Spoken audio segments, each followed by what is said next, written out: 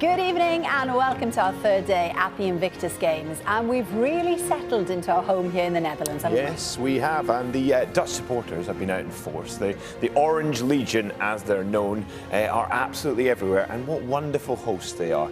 Yeah, they've been absolutely everywhere, including at the Archery, where Team UK's Sherry McBain was going for gold. We'll have more on how Sherry got on later in the programme. We will. Now, yesterday, the team sports got underway with a sitting volleyball. The team sports are always a fan favourite, aren't they? Because it's fast, frenetic, intense. You really sell it. All right, now, in the final 4 years ago, Team UK were beaten by Georgia in a very close-fought match. But before we find out if they could go one better, let's meet the team led by captain Vicky Ross. One step beyond. The sitting volleyball team are a dysfunctional family, but the best kind of dysfunctional family. What's going on here, mate? They're right, lads. We've got all sorts of characters. Good to have people like me, I guess. But that's okay, that's just who we are. I had a brain fart, I'm sorry.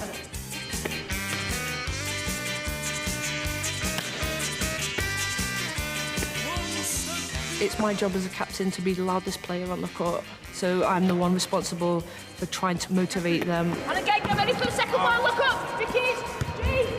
And I like to be competitive. And I like to win and be good. I would like to see myself as being a captain like Vicky is. She tends to lead the team from the front. She's just 100 miles an hour. She's certainly the person for the job, without a doubt. Chris, he is the gentle giant with no filter. He's good for team spirit when he's in a good mood. Tom, he is like the dark horse. He's really quiet, but he's so mischievous. But Tom is amazing. It's really, really cool to see how much he's grown as a person. Oh, crikey. Jace sweats a lot, so you don't want to be following him around on court because it's like playing volleyball in slug trails. But he is total salt of the earth kind of person. He'll do anything for anybody. Tony Young, he is competitive dad. 100%, he has to win everything. But if he's competitive dad, I'm competitive mum, and I always make sure that I have to beat him. I want a medal. There's no two ways about it, and gold is the aim, really. G, he's a fairly quiet member of the team, but he's like a quiet, deadly assassin on court. He's so sneaky with his little tips as a setter. Being on a team that Rich coaches is like being part of a family, and that comes from the top down, from the coach down, so he instills that sense of family in us. What could possibly go wrong? I think it's a testament to their hard work, determination, camaraderie, that never give up attitude that's pulled them all together and made them a success. 2, 3! UK!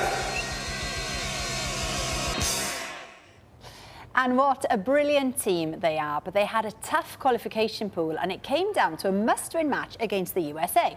Only one team could make it to the semi-finals. Yeah, you need 21 points to win a set. It's the best of three, and we joined the match in the first set. Team USA leads 17 points to 11, and the UK are serving. Matt Chilton is your commentator.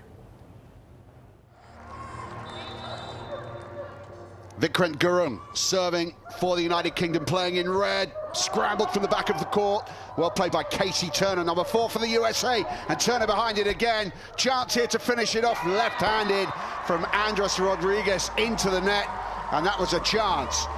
And the United Kingdom closed the gap, and Vikrant Gurung will serve again, the 40-year-old former rifleman based in Surrey. Turner with the set, tipped away, underneath it, flicked over by Jason Finley, and that should be put away. Oh, what a hit. Brilliantly finished by the United States of America. Thumping finish from number 44, Alex Wilson, the former US Army captain, injured in Baghdad in 2007. And look at the power he puts into this. That was never coming back. Good block on the serve, well played up front by Jason Finley. Vicky Ross wearing number 1, the captain from Wiltshire, motivating, dynamic leader, great motivator. Anthony Young to serve, the 35-year-old from Hampshire. Needs to put this into play, it's a good serve. The US have control, that's a 50-50 ball, and I think that touched the antenna after it had come off an American hand, and Vicky Ross celebrates. That's a point for the United Kingdom. Referees deciding in the UK's favour. You can see the antenna wobbling after the ball struck it, but from a USA hand. 14-18. UK closing the gap, into play again. Oh, out of position here, the United States, and they've run out of hits. And the United Kingdom are now within 3 points. Starting to gel. They need to win this match. And they are closing the gap. Timeout call. The United States have called a timeout. And now the motivation comes for the fans who are jammed in here, enjoying the atmosphere.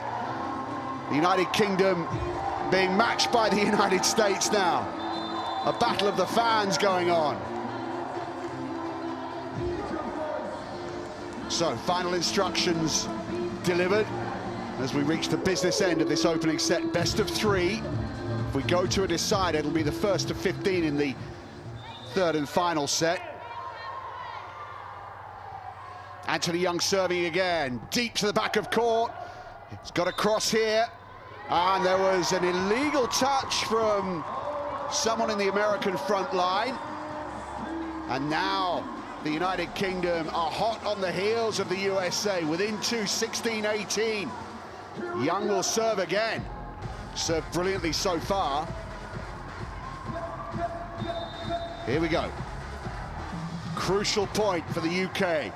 It's low, it's come straight back, and advantage USA here, high set. Oh, and it's on the line, agonizingly for the United Kingdom. Kevin Green, former US Air Force man, number 20, put that plumb on the line. Perfect pinpoint placement from Green here with his right hand over the top of the blockers, and a winning shot. 19-16, the USA lead. Time and space here for the men and women in blue, and it's ricocheted back to the advantage of the men and women in red, who are now again within 2 points of the USA total. 17-19. It's got to be a good serve. It comes in from Jason Finley, 50-year-old from Wiltshire, who plays for the Salisbury Spitfires. They're beaten at the back. Finley and one of his colleagues scrambling backwards. Finley with Anthony Young desperately trying to pick this up, but it was lobbed over the top quite perfectly. Look at that, what a shot. Set point, serve in from the USA. Vicky Ross lifts it up. Oh, and it's blocked. And the United States of America win the opening set by 21 points to 17. Great start for the US, the UK, with a lot of work to do now. Well, Team UK couldn't recover from losing the first set, and the US went on to win 2-0. So sadly, no place in the semi-finals for Team UK. The USA would go forward to face Poland, who had a 100% record in their group matches. Yeah, it is a shame. That's the first time that Team UK haven't medalled in a team sport in any of the games so far. But they were a team of novices coming into this. Absolutely, and even though we do say, you know, it is about the taking part, and it absolutely is, but you can see Vicky's disappointment there as she moves down the line. Yeah, but you can also see how she's being consoled by the opposition, and that's what it's about, isn't it? All about the hugs, isn't it? The cooch. The cooches, the cooch, we love it. Right, and Poland, well, they kept their winning record, beating the USA in the semi-finals to secure their place in the final. No surprise that double defending champions Georgia won the other semi to reach the final. They beat Team Unconquered 1. It's a team made up of players from several nations who went into the bronze medal match. Now, in the end, it was Team US who came out on top to take the bronze medal, beating Unconquered 1 by 2-0. So it was Poland and Georgia in the gold medal match. Yeah, I was in there last night, and the excitement was massive. It was a tense one, and it was a tight affair, I should say, as well. It was, as I say, very tight, and we were going to join it with the score 13 points all in the first set with Georgia to serve. So let's get back to Matt Chilton. 13 all in the first set. Georgia in white and blue, attacking from left to right. Poland in the red shirts. That's a big point for Georgia, whose fans are getting right behind the defending champions. Poland have had a really good tournament so far. Great defense from Poland, turning into attack. It's come straight back and it's out. Big point for the Polish team, coached by Bozidar Abadzajev.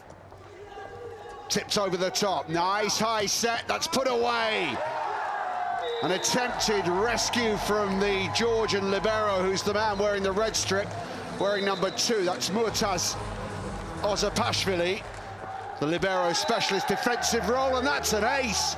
What an angle on that serve from Kowalski. Brilliant serve. I'm not sure if he meant it, but he'll take the result. And Poland leads 16-14 in this best of 3. First to 21 with 2 clear points. If we go to a final set, that's a tie-break set, first to 15. And the Georgian coach, Patar Ulanbagashvili, is getting very vocal with his team, who won this title to take the gold medal in Toronto in 2017, beat the UK in the final. Same story the following year in Sydney, a 2-0 win over the UK to retain the title. Georgia looking for the hat-trick of Invictus gold medals. Good set. It's got a cross here. And that's out. Well watched and well left by Tomasz Rozniantowski, the 33-year-old wearing number 5 for Poland. And they're stretching their lead now. 19-15, 2 points required to take the opening set. And the Polish coach doing his best to encourage the fans to make some noise. Chance for Georgia. Oh, brilliant chance.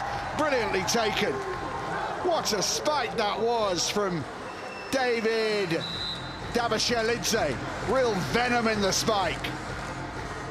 16-19. Straight back, it's bobbling around, it's crossed. Time and space here for Poland. Set this up for Georgia. And was that an infringement for Georgia? They hit the net hard with a forearm, so it is set point for Poland. 20 points to 16. Can hardly hear yourself thinking here. Crucial point for Georgia. They're still in this opening set, 17-20. The serve coming in from Jariashvili. Poland in a good position, and the block goes out. And Poland take the opening set comfortably enough in the end by 21 points to 17.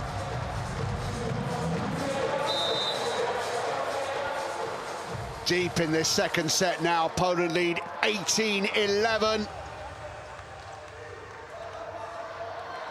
Georgia need a run of points to keep their gold medal chances alive. The serve is good. Georgia underneath it. The set is strong. Tipped over the top. Good long rally. Now a chance for Poland. Oh, and the block goes back off the face of the Georgian frontline attacker and into the net. Georgia's serve. Oh, it's long. That was careless. 3 points for Poland.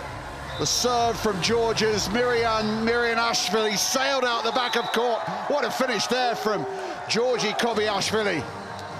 Little flick with the right hand, keeping Georgia in this gold medal match. Georgia serving. That was a good block. The number 2, Leszek Stepien, the 51-year-old who was 30 years in the Polish army, producing a point-winning block. And it is gold medal point for Poland, 20 points to 13, and they win it with an ace. Przemysław Kowalski serves up the final winning point for Poland. And Georgia are denied the hat-trick of Invictus Games titles.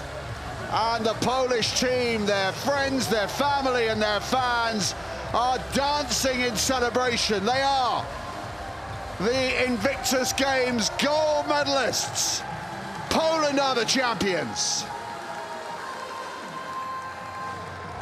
gold medals for the team from Poland.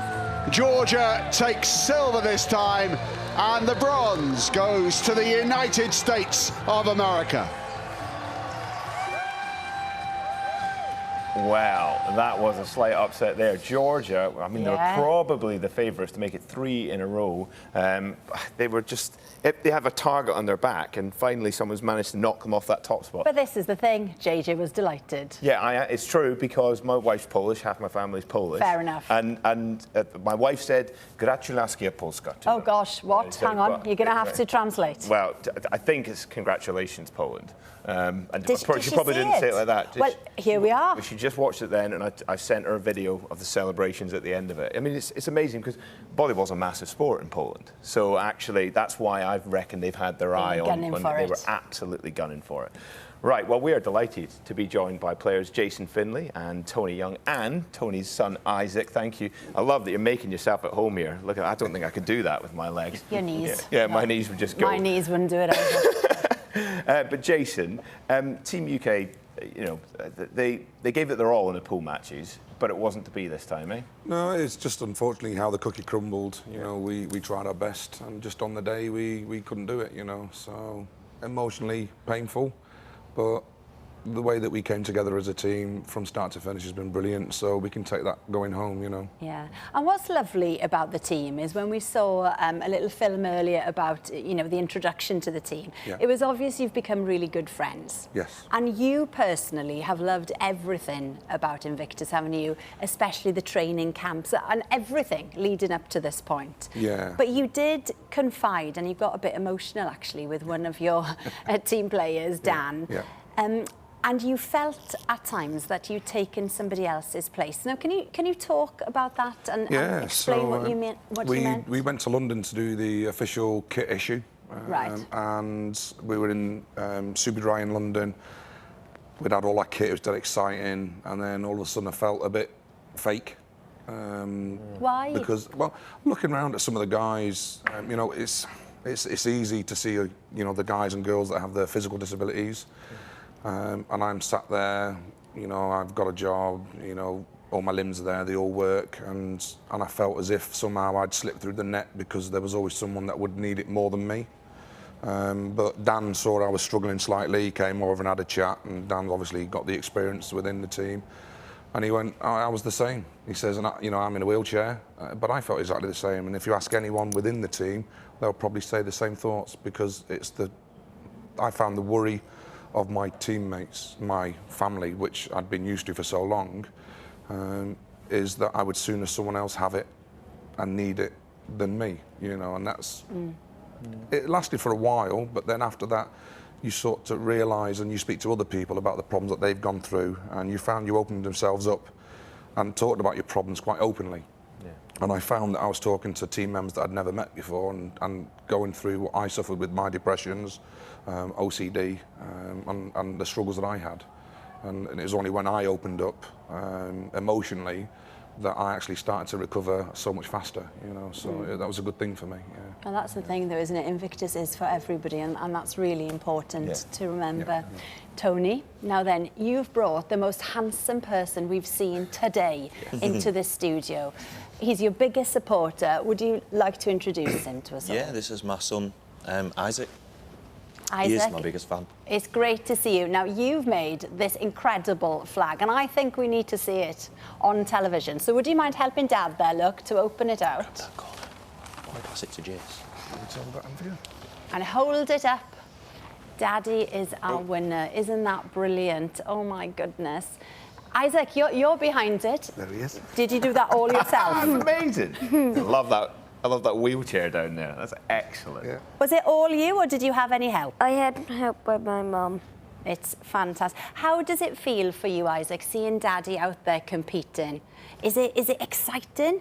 Well, I've been waiting for this moment for 3 years now, and it's just finally happened. So I'm just very excited and happy that it's finally happened. Yeah. Brilliant. Brilliant. Amazing.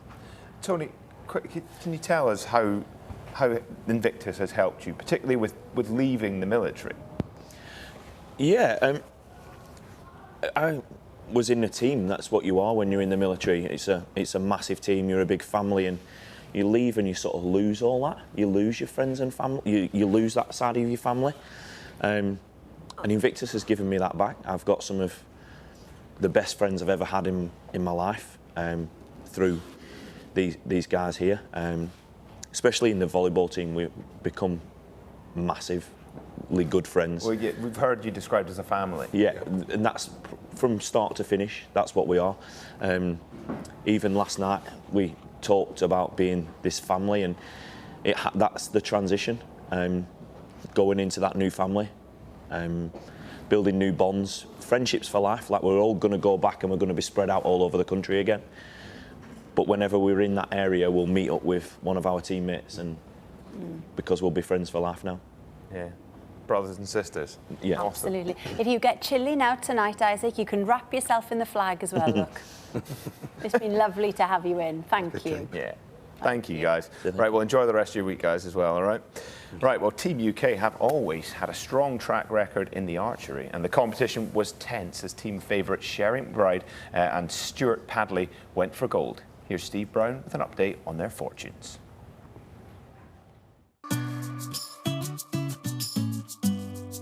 So here we are at the Archery, where it's a massive day for Team UK with an opportunity to take home plenty of medals. First up for Team UK was Sherry McBain, Stuart Padley and Gwen Walker, going for bronze against Canada in the novice recurve mixed team event. 6 arrows for each team and 2 points per set at stake. The first to 6 points wins. Team UK aren't out of it, it's down to a shootout. 8-7. Canada take bronze. Well, it might not be quite the outcome that Team UK were after, but it was a valiant effort. Next up, going for bronze, was Anthony Booth, Shaz Malouche and Dan O'Connor. It's not going to be easy, there's a lot of support here for the home nation. And the fans had plenty to cheer about as the Netherlands took the opening set to lead 2-0. But it was just a bump in the road as Team UK came back strong. Team UK need one more set, the bronze is theirs. Can you believe it? They won with the last arrow. Brilliant.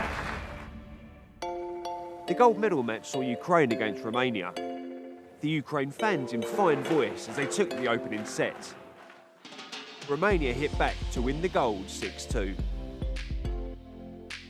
Gentlemen, what a performance. I mean, that was tight. Quite nail-biting, but what an experience. And I tell you what, you wasn't short of a fan or two out there, was you? Yeah, it's nice. It's great to be behind us and everything we've been doing, the whole team as well. And it's just great to see everybody here, smiling faces, which is what it's all about at the end of the day. Disappointment earlier for Sherry McBain, but can she pick up gold in her singles event? 3 arrows per set in the individuals, but still 2 points to play for, and 6 still the magic number. I can't believe the first set is neck and neck, 1 point each.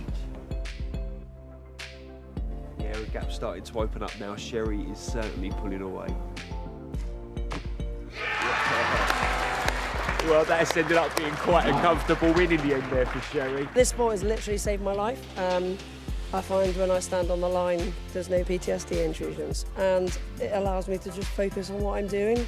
And I use it now if I'm stressed or I'm having a bad day. Go down the range, it makes it all better. It's just the best thing. I held it together, so winner, winner, chicken dinner. And up next, this guy, Stuart Padley. So Stuart's going for gold here. How do you think he's going to do? I think he's going to smash it. He's calm and relaxed and he's just here to have fun, so I think it's the best attitude to have. Despite some fantastic arrows, Stuart found himself 4-0 down against Stéphane Pretot from France. Both competitors are absolutely on fire, but it's not quite the start Stuart would have hoped for. Well, unfortunately, it's silver this time, but what a valiant effort. Well, Stuart, I mean, that was a close game. Look at the target. That was all right, but then blue. A king there. Consistently smashing tens, mate. I mean, it's incredible, bro. Great day here at the Archery. Gold, silver and bronze, and plenty of emotion. What a competition. And you know what? We are dodging arrows here because the archery is literally going on just behind our studio. You never know, I might have a go. Please don't. Before the end of the week. All right, we'll see. Well, we're delighted that archery captain Sharon McBain, Anthony Booth and Gwyn Walker are able to join us now. Give us the lowdown on what went on out there. Yeah. Oh, congratulations. Thank you. Huge congratulations.